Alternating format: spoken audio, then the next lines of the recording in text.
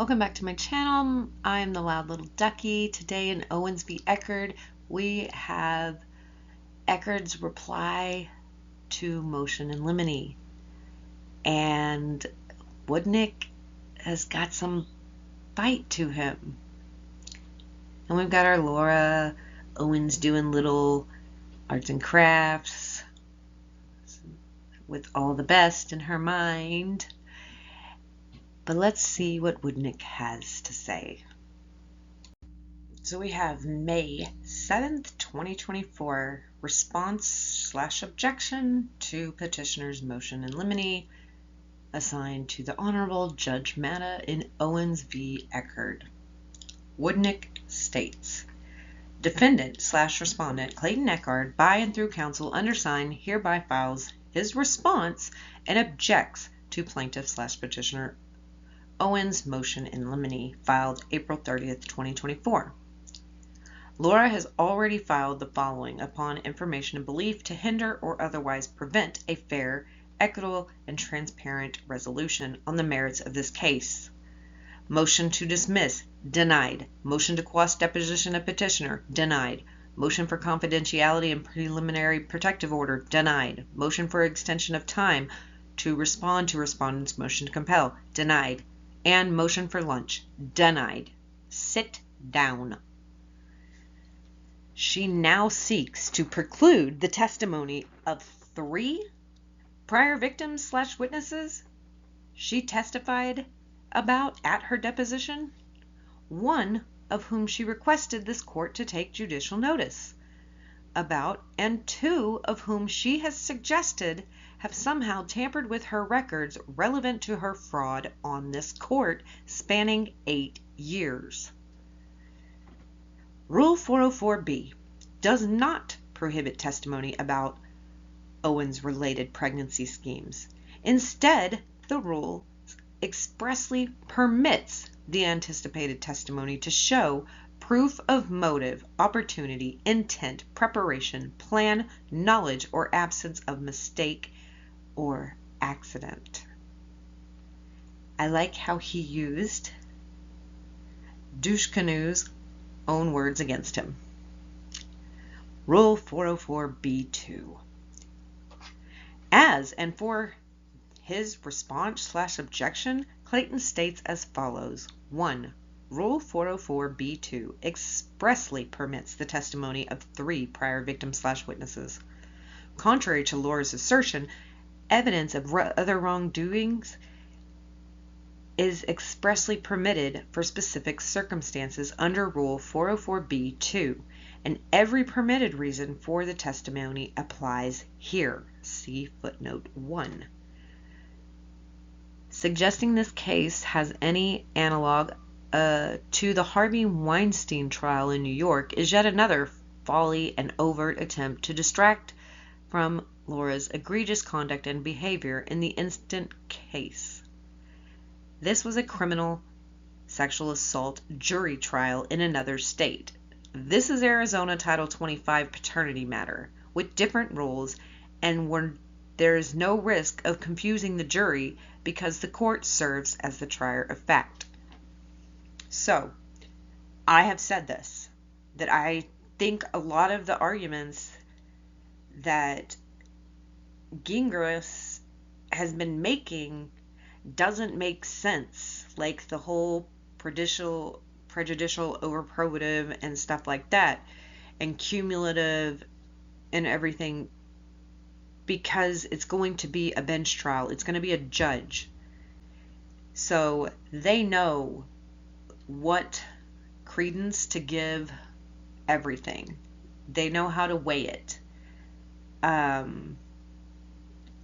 So those arguments never made sense to me as to why you wouldn't be able to use them.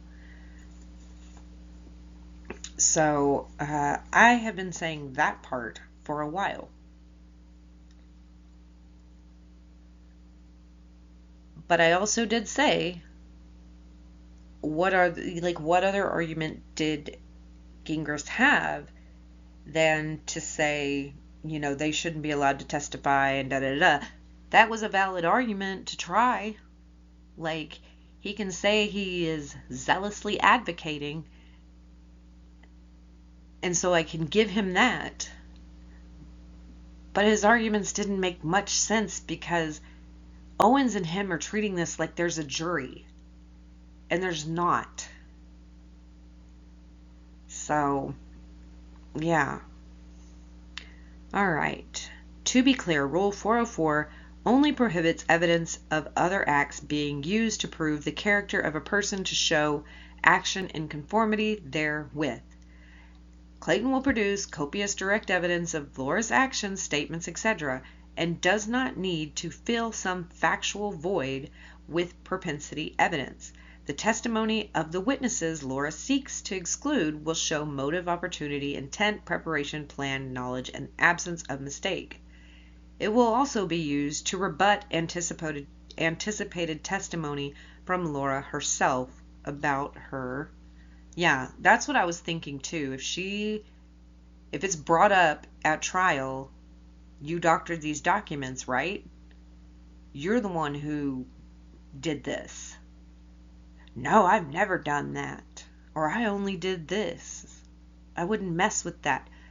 Then Maraschini's forensic report comes in and says, oh, really? Because you did it here.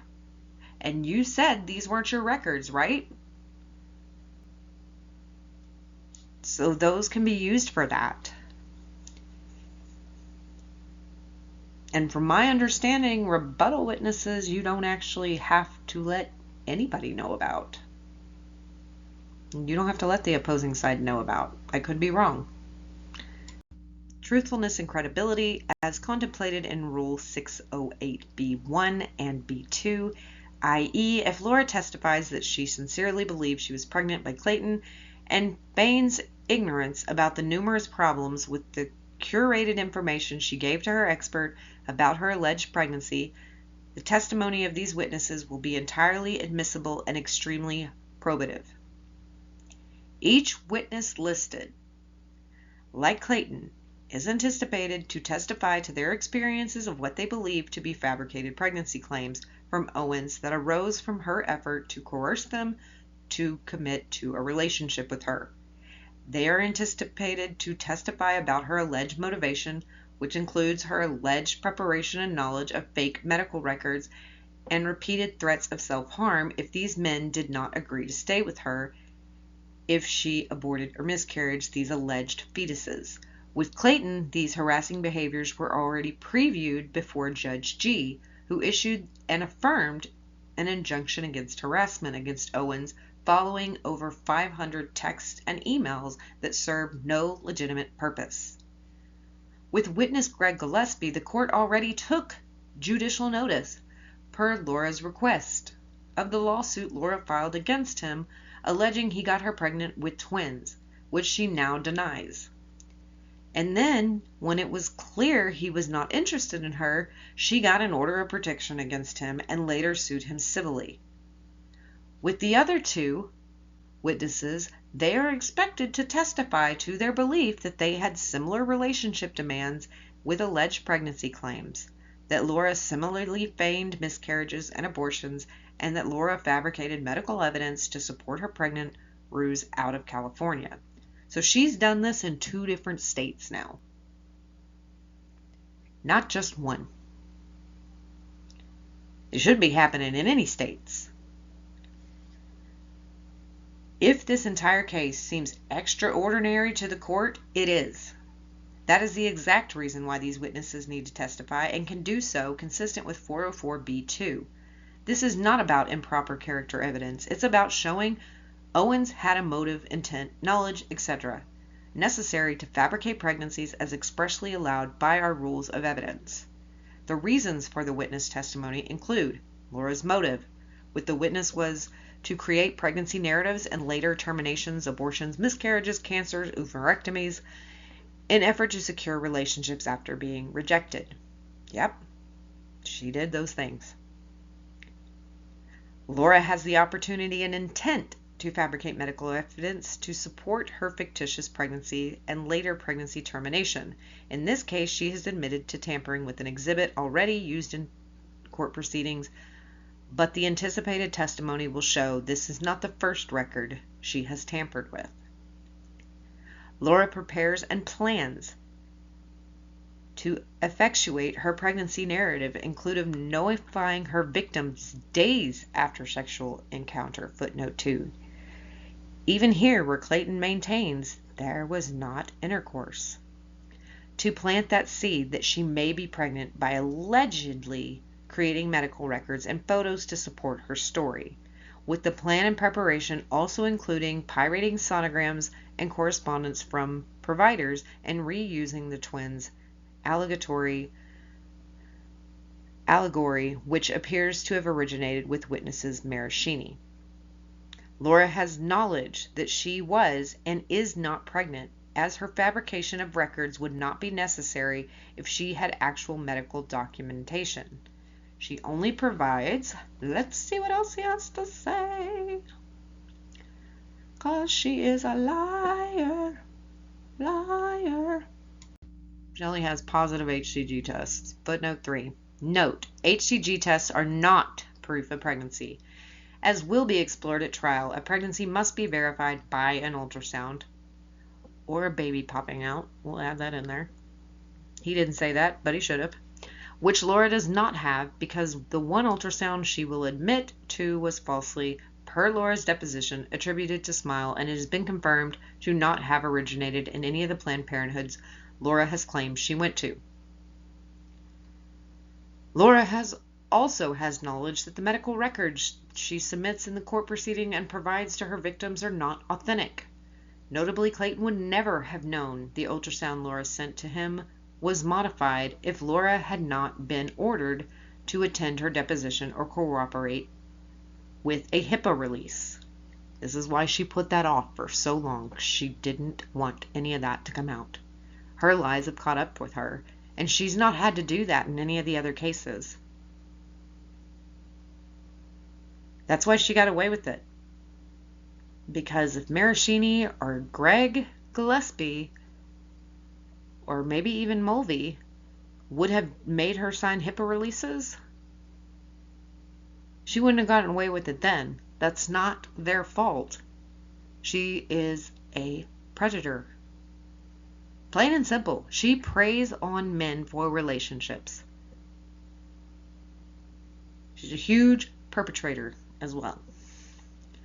There is an absence of mistake or accident, as the anticipated testimonies will address identical efforts of fabricated sonograms, claims of twins, and failure to seek regular OBGYN care, and alleged abortions that result in the loss of one but not both fetuses in both Gillespie and Maraschini matters. See footnote 4. This is a bombshell, because we knew in Greg, even though she denies it. But Maraschini, all we knew from previous court matters was one. Because I did make a separate playlist for Maraschini, and we will be going over Gillespie's probably starting Saturday or Tuesday. Depends on when I can get that out.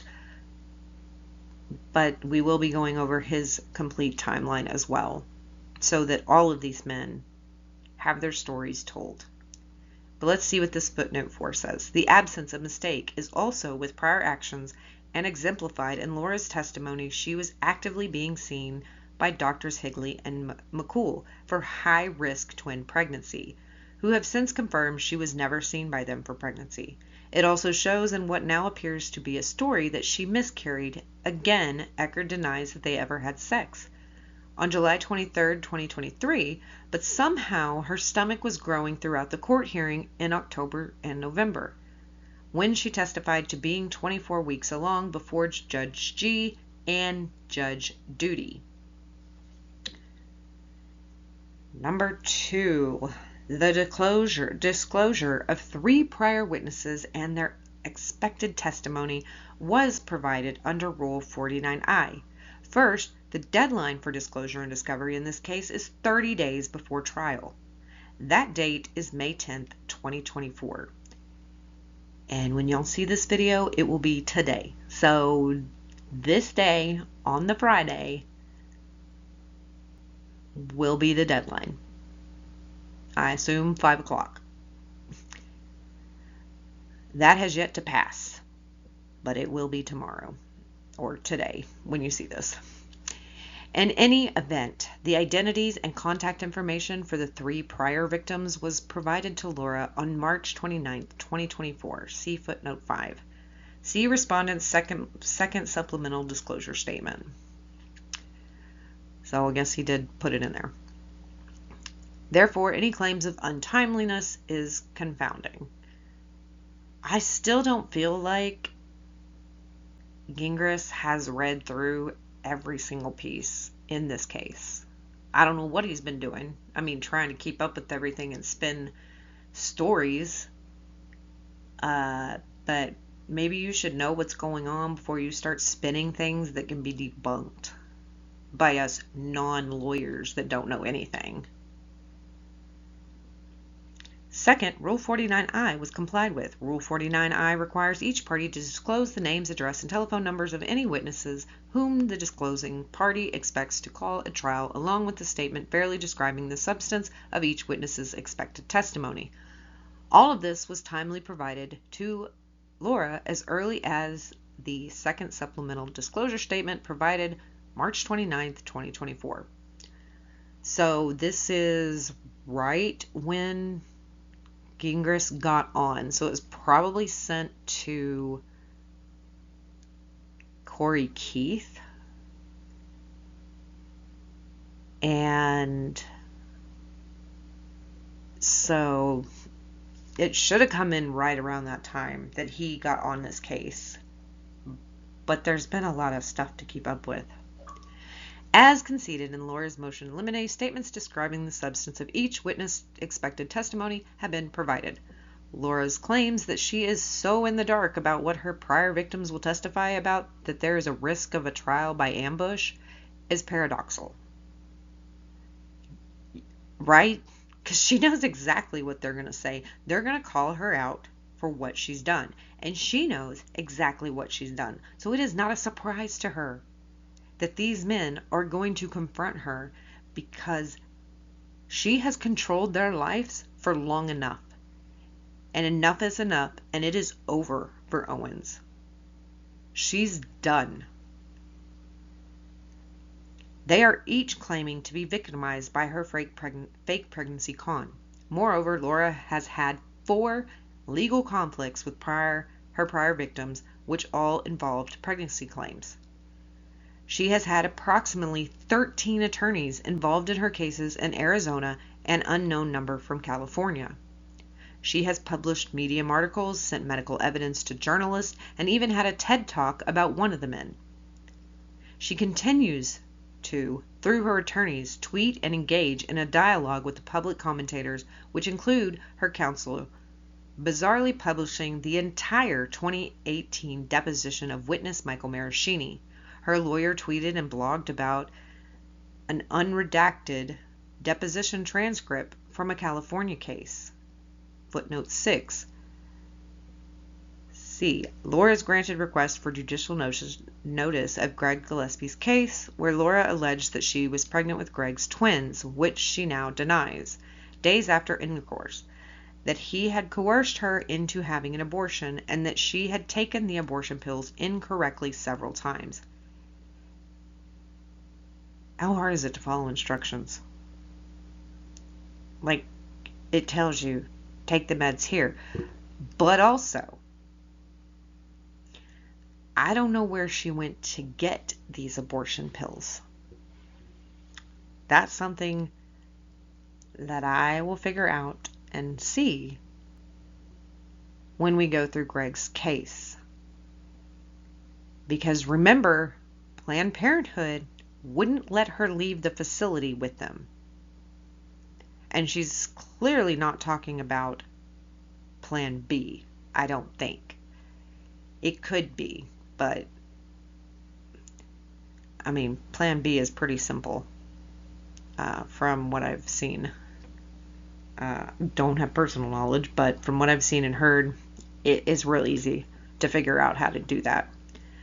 Laura initiated this litigation and then repeatedly stated in emails that she would abandon the litigation if Greg agreed to date her, which he was not interested in. This litigation ended with neither party being awarded cost for their respective emotional damage claims, which I'm glad. As far as the claims go, I think Owens should have to pay Greg's legal fees, but at least he didn't have, at least she wasn't awarded any money that Greg had been paying out since then. So that's a good thing that didn't happen. All right, going back up. See Exhibit 1. Now, only after she again claimed to be pregnant by yet another man after non-intercourse, and then went to the media when he rejected her, these men have found one another.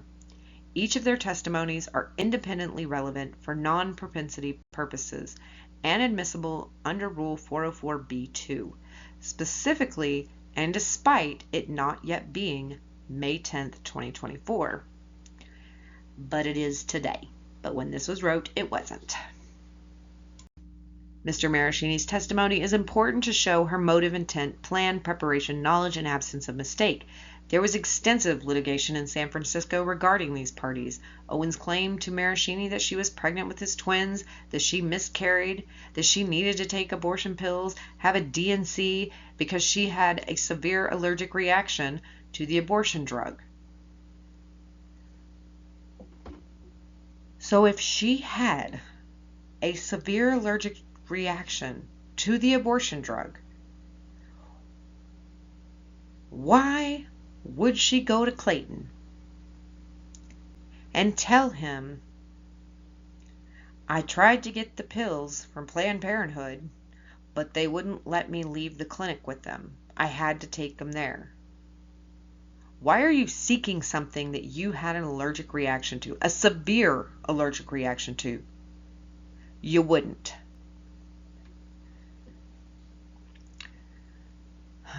And that only one of the fetuses was terminated in Maraschini's case.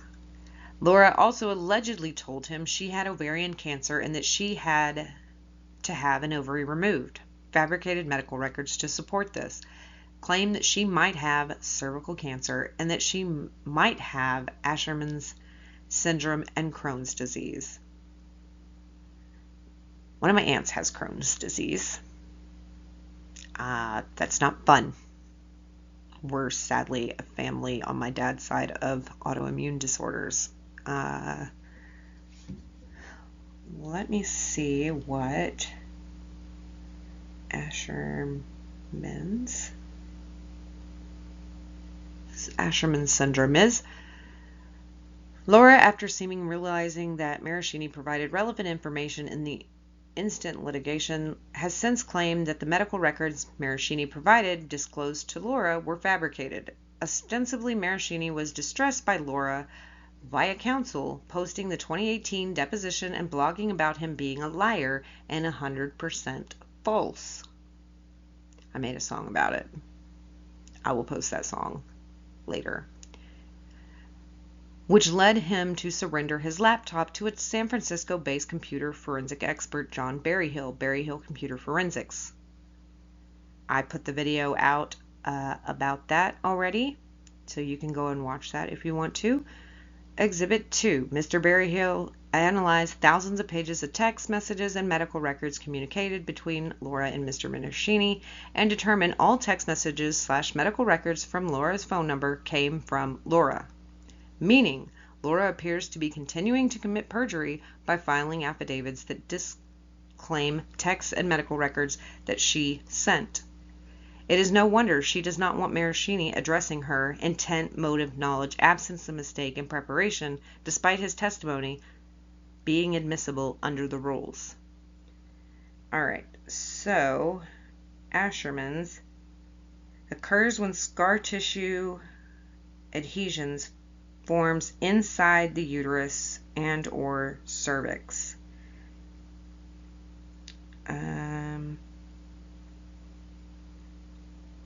menstrual flow that is sparse or absent, along with increased cramping and abdomen pain. Is that before she had PCOS? Like, endometriosis would have been better because that's more common. All right, now we're jumping into, as for Mr. Gillespie, this court has already taken judicial notice of this court case, and Laura is therefore very aware of this anticipated testimony, which is expected to be about Laura's motive, intent, plan, preparation, knowledge, and absence of mistake. As provided in the supplemental disclosure statement, Gillespie will likely testify to his personal knowledge of petitioner's false allegations that she was pregnant with his twins. The allegation he doctored ultrasound images the petitioner shared with the media, and the communications he had with the petitioner regarding the alleged pregnancy. He is anticipated to testify about his belief that Laura was never pregnant by him, that she told him she was pregnant by him with twins days after intercourse, that she only showed him HCG tests. She claimed she erred in the abortion medication process, which once again, in Maraschini's case, she had a severe allergic reaction. So she's taken them again. She sought them out again in Gillespie's case, and then she sought them again in Clayton's case. You cannot keep your story straight. I mean, we know this, but how are you not exhausted from living these lies?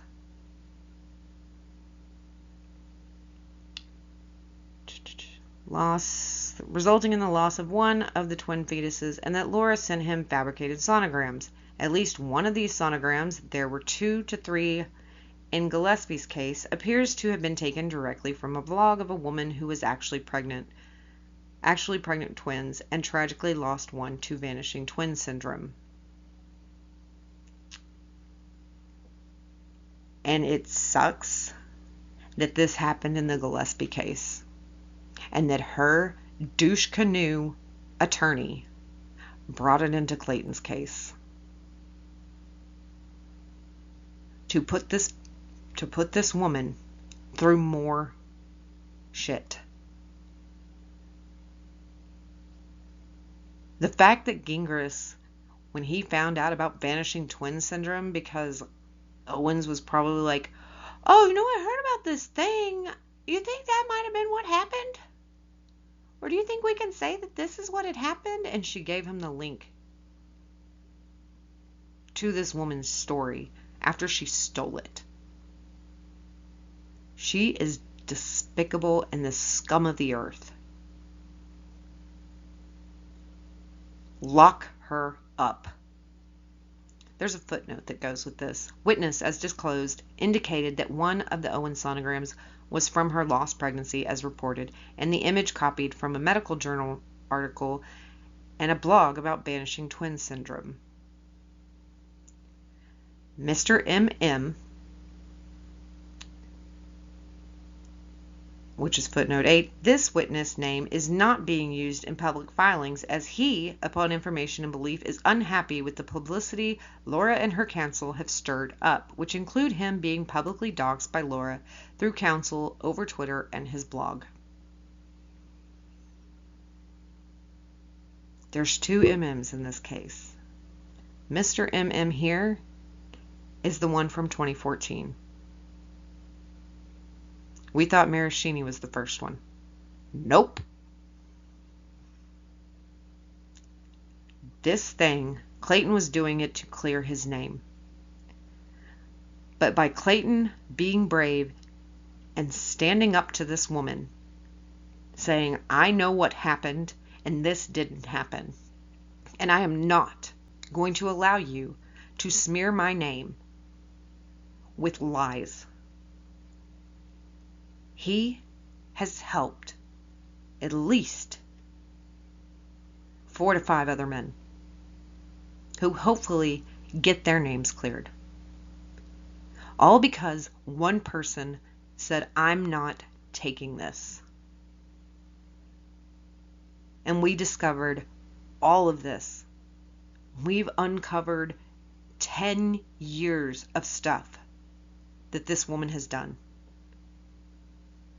So please remember that. It only takes one sometimes to stand up for something. And you can see how this one small action that was about himself ended up uncovering things and proving men were innocent and victimized by this woman, who were probably disbelieved for so many years.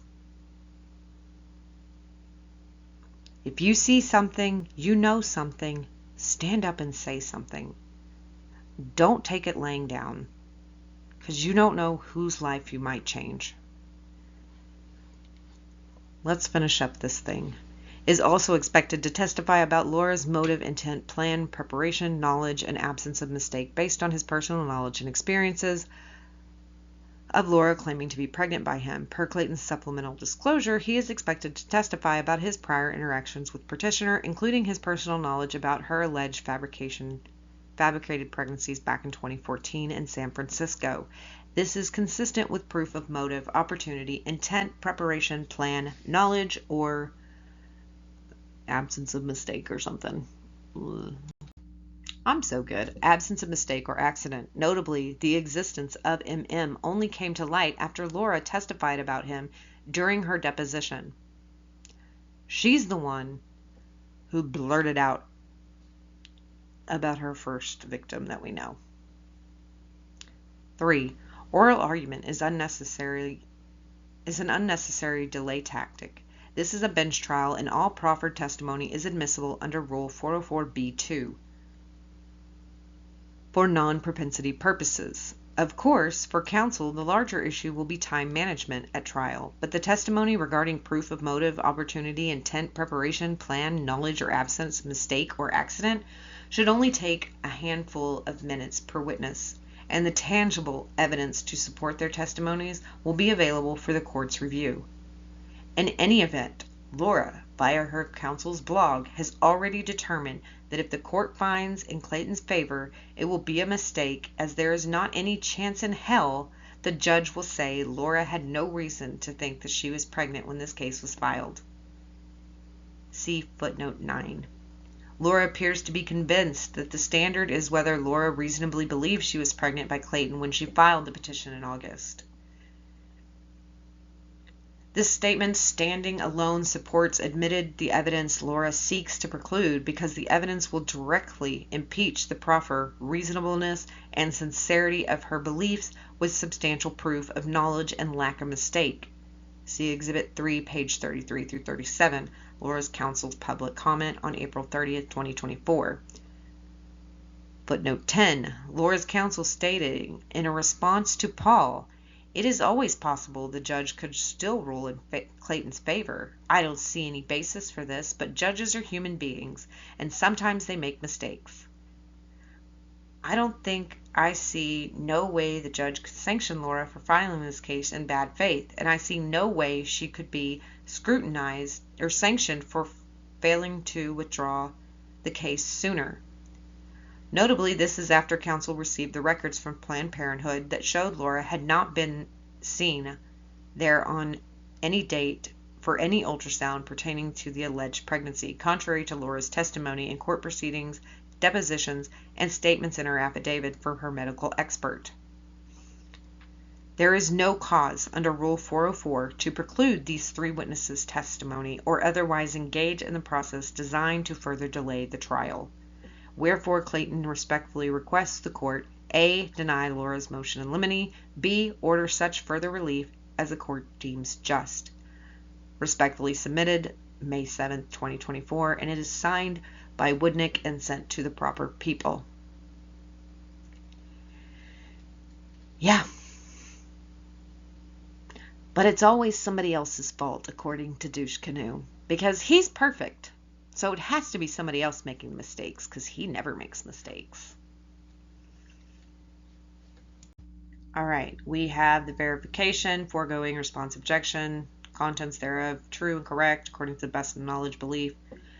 under penalty of perjury. All right. So we have Gingrich's tweets. One theme, Owens v. Echard, is Laura lied about being pregnant with the other men. Laura says that's 100% false. And say it with me now. People that speak in percentages lie. And several bloggers claim she's lying. I'm about to provide some receipts you haven't seen, which may change your mind about who to believe. And then it's a screenshot of the deposition. Says, coming later today. Which it just says that he didn't believe that she was pregnant. He kind of believed her then, but as of today, he doesn't believe that she ever was. And it says, and by the way, Maraschini is one of the alleged ex-boyfriend who certain bloggers have cited as proof Laura faked pregnancies in the past. But here he is under oath saying he did believe she was pregnant. And by the way, she was never pregnant twice with him. Not pregnant twice, just pregnant with twins. There's a difference. But 2 babies, right? He goes and tweets, this is going to require a full blog post to explain, but certain bloggers are already publishing more lies about Laura. So I'll just share this without full context. I'll explain later why, in my honest opinion, this guarantees a win for Lauren. You are going to eat your words, sir. And then he's got the link for Maraschini's deposition. Here, this is the Let's Talk About Lies Part 2. We already did a video on that. You can click in the top corner and go view that video if you would like. I'll also have it in the description box below if you want to hear my take on that. All right, we're going to start at the top, even though we don't have the beginning of this part. But it says companies are not bound by the First Amendment. They have their own First Amendment rights. This means they can moderate the content people post on their websites without violating those users' First Amendment rights.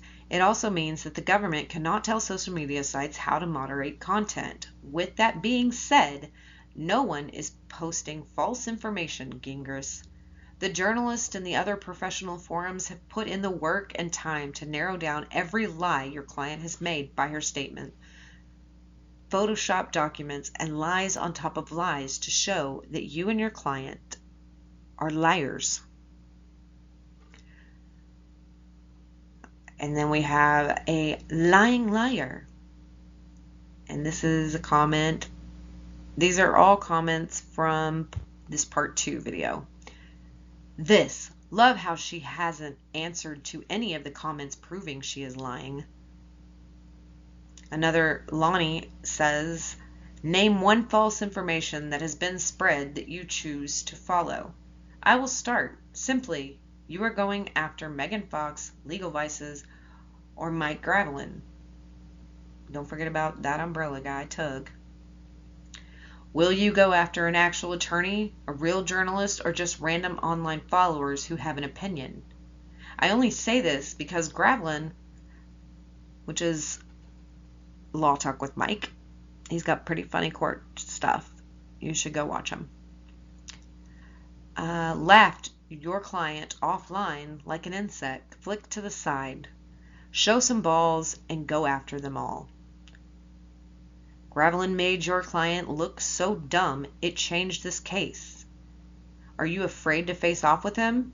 Who's Your Daddy videos brought most of the interest to this case. Why are you not after him? Leave Mike alone. Don't mess with Law Talk with Mike. Like, he don't be messed with. He just thought it was a funny court moment. Because that's what he does. He didn't know what he was getting into. I don't know that he ever knows what he's getting into. but I think he likes that fun. Somebody named Make It Stop, or titled Make It Stop. You're taking her word, a known documented pathological liar, over contradicting testimony by someone with severe corroborating witnesses, and you are the only one that believes her, other than her parents, if you even really do. Her documentation in this case is glaringly forged like all the others. Clayton is her fourth known victim who she diabolically and fraudulently sues after being romantically rejected. You're enabling this abusive and criminal behavior. I believe you're her fifth lawyer on this particular case because all the others swiftly quit when they got up to speed on the case and surely realized she was perpetrating a scam. You must like the attention that comes with this high-profile case. This is not the attention that I would want as an attorney, because this could sink his career. Because if I saw an attorney that was acting like this, whether his client said he could or couldn't, I don't think that this is the way you should conduct yourself, whether your client wants you to or not. You need to be held to a higher standard of behavior when it comes to dealing with clients. You're acting like a teenager on Twitter, or a teenage Twitter or YouTube troll. Like, this is horrible attention. I don't know why he wants the attention for this, because it's not going to bring him business. It's not going to be a comeback if that's what he's after. Whatever he's doing it for, it's not going to end up good.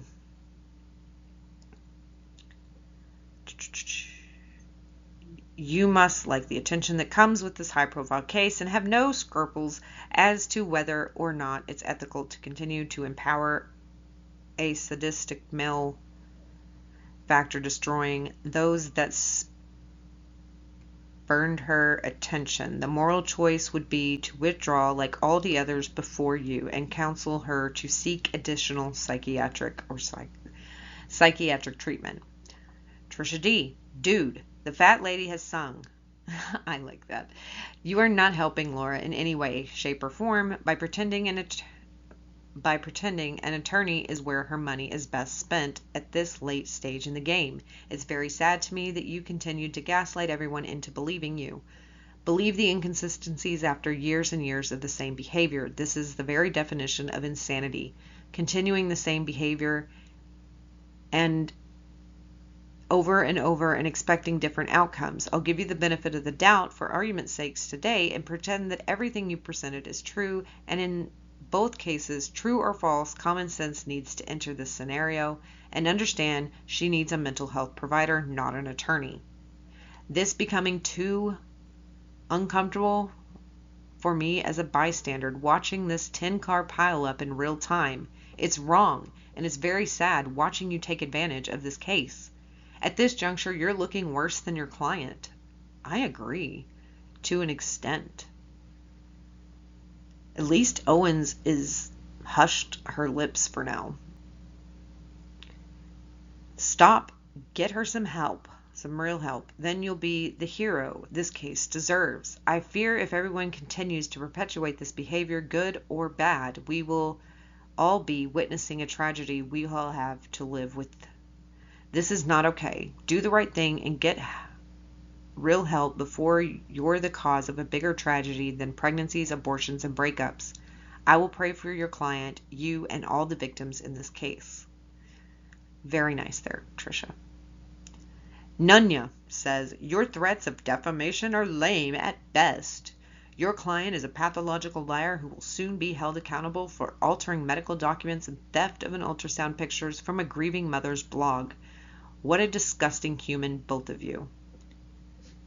Sarah says, who told her she was having male and female twins?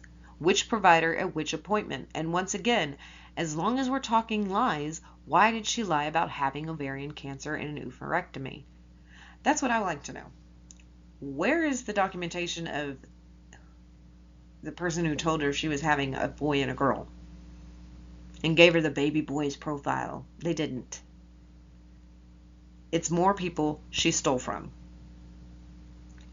Fake Babies says, I'm sure it will come out that she doctored the oophorectomy and ovarian cancer documents just like she did the sonograms. And you were right, Fake Babies, she did. Laura's new victim. David, what is your opinion of Ron Owens admitting Laura makes up stories and lies? That is documented in a text message from Mike and Mr. Owens. And Laura admitted it to herself. Also, Mike said in his testimony that he never called her his sugar mama.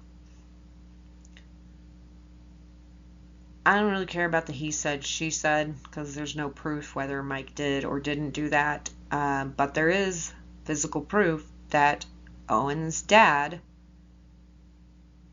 said she does make up stories and lies. Lonnie comes back to say, seems like you only want to tango with an audience rather than real lawyers. Where are your lawsuits against Mike Gravel and Legal Vices, Negan/Megan Fox? Not even a message to cease. Are you afraid to go after the big dogs? Don't. Mike Gravelin hasn't been fully in this like he has. I mean, he's watched some of this stuff and has followed this story, but he's not doing videos on it. Legal Vices is handling a lot of other cases, but he is following it. And then you've got Dave Neal, Megan Fox as the main people, but Dave is number one. And then you have Tug, that umbrella guy, the Ponscum Posse, those top three. But no, he's not going to go after him because there's nothing he can do. Like, he will get laughed out of court, in my opinion. That was the objection and response for the motion in limine and the end of this video. Hit the like button. Also subscribe and turn that notification bell on so you're notified anytime I put up new videos. And ending with our quote of the day, transparency increases credibility and accountability, which is what we have in this case. We're being transparent about everything. We're laying it all out there,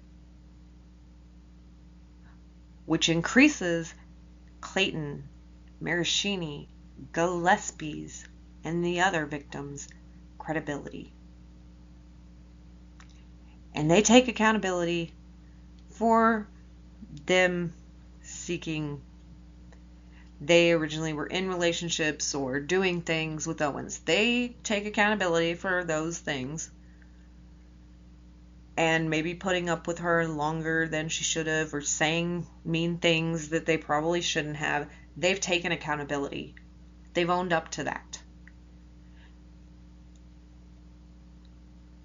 But transparency, for some reason, has not increased the credibility and accountability of Owens. And you know why? Because she's not the one being transparent. It's everybody else. So she has no credibility. And everybody's trying to hold her accountable, minus her lawyer and her parents. But until she can admit this, she won't have any credibility. She's a spoiled little brat, plain and simple. And I will see you in the next one.